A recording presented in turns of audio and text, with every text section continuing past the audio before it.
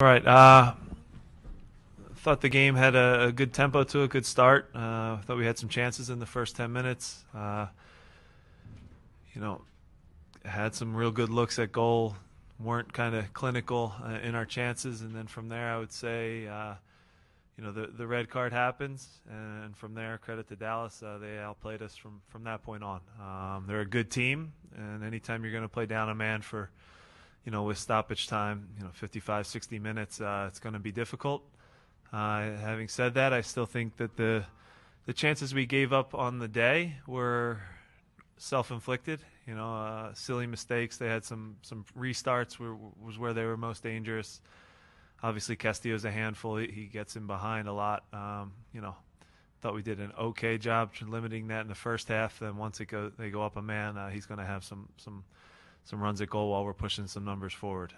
But another day where and this is in general, I think it's starting to become across maybe the world in soccer. It's becoming very easy to get kicked out of games. I thought that there were some tackles and collisions that went on that were maybe harsher than even the red card. But we deal with the decision that was made. The fourth official said he had it as a yellow. He's 10 yards in front of the referee right there, and you'd like to think they could communicate and get it right.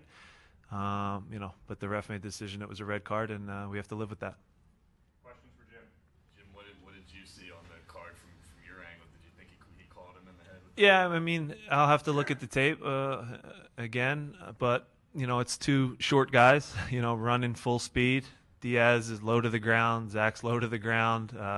Diaz looked to make a sharp cut back, and there is a contact with the face, which I know that was a big crackdown. They always have these initiatives every offseason of what they're going to crack down on, and that was one of them. So I guess maybe premature to immediately flash the red, maybe calm down and ask your fourth and your linesmen who are right in front. I think that would have been maybe the better decision, and talk through it. If they still concur and it's a red, then you go that way. But I think it was a bang play, and again, I'll have to look at it, but they really went straight red in a game that was a good game, a real game up until that point, an end-to-end one where they had some chances, we had some chances, but that's the way it's going right now for us. Jim, how hot temper was out there when Yeah. red card that got shown. Mm-hmm. Was there anything you were trying to say to you guys in the minutes prior to cool down a bit? I mean, like I said, they're a competitive team. Oscar Perea is a competitor. He has a very good team that he has out there, and they kind of are an example of him. A reflection of him. They compete for everything. They get after it in the right way, and I thought we did too up until that decision that went that way. Curtin was having some success going forward Yeah. early in the game. Yeah. Linking up well with everyone around. Did you feel like his injury was a big loss earlier in the game? It hurts, the injuries always are going to affect you, because now you're going to your bench. Shea, the idea was to make Castillo have to defend him a little bit.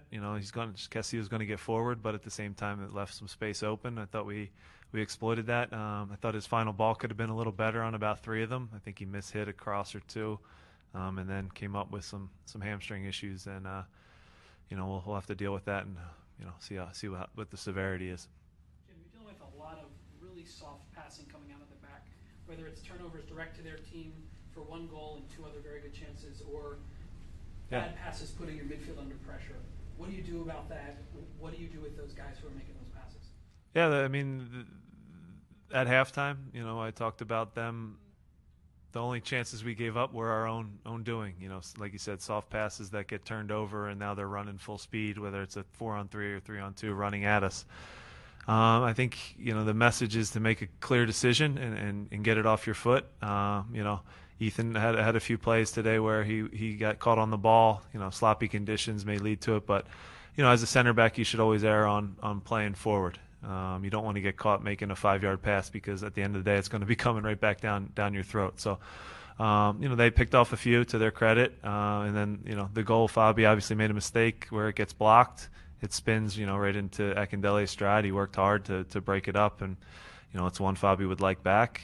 Again, just making a clear first decision and sticking with it, I think is something to learn from for tonight. Jim, in this the second half, it seemed like Sebastian cut in, became a second striker. Mhm. You talked about it previous to the season starting. Yeah. But was that a tactical decision, or was that something he decided to do on the field? Yeah, I mean, we knew, we were conceding a lot of possession, and then we would finally win it. The idea was when we finally did win it to have someone join in with Fernando, who was kind of alone on the day, just running around a lot and kind of not having too much help up there. We tried to get Seba a little closer to him. Andrew ran out of gas. He was tired. He fatigued. Being down a man, I think, took a little steam out of him. But, yeah, Seba tried to join in there, but the chances were few and far between today. It was a tough day. Jim, what do you tell that for a young player making a rare start? Told him to enjoy it. He's earned it. This isn't obviously how we wanted it to go.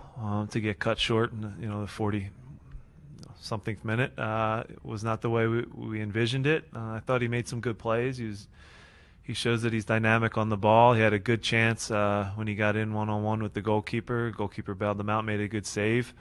I thought he was active and busy, and you just would have liked to seen what the rest of the day would look like. But before the game started, I told him to have fun. He's earned this spot. And if you get forward, take a chance at goal. It's what he does best. He had a look or two. Again, it's a shame it got cut short. You would have liked to have seen what that game would have looked like if both teams are even strength the rest of the way. Because, again, Dallas is a very good team, and I think we are too.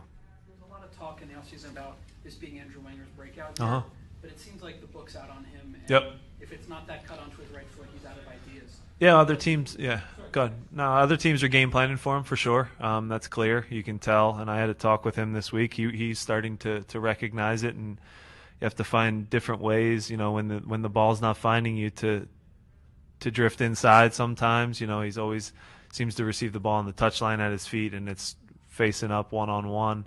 I was telling him if 5-10 minutes go by and you're not getting the ball, try and find a spot inside, maybe underneath Fernando, just to mix things up. Because once the outside back sees where you're going to be and knows you're going to be there all the time, that's when they get comfortable and it becomes easy to mark. So he has to do a better job of mixing that up. He still is dangerous once he gets that head of steam going. He still creates a lot. I just think he ran out of gas a little bit today. But teams are certainly starting to game plan. It's no secret now that he's a guy that's got an X on him going into the weekly preparation for other teams. Sorry, you had something else, I think. Oh, no. It was it?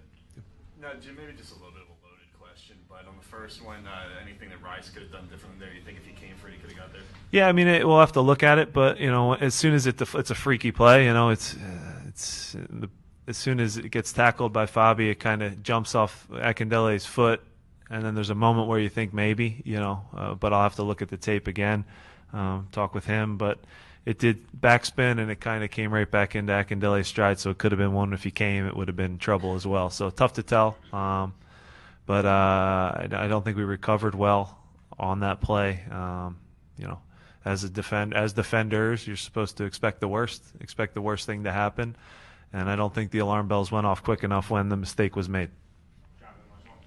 With Zach suspended, with Madonna up in the air in terms of health, Mm-hmm. go to Chicago next weekend. Yep. If they don't win tomorrow, I would imagine they're going to be in a pretty bad mood. What are you going to work on this week? Yeah, it sets up. We have to go on the road and get a result now. We've got behind the eight ball. You have to win your home games, and we should. Ideally, I had us on 6 points through 3 games. If you just say win your home and on the road, you may drop points against a tough Salt Lake team.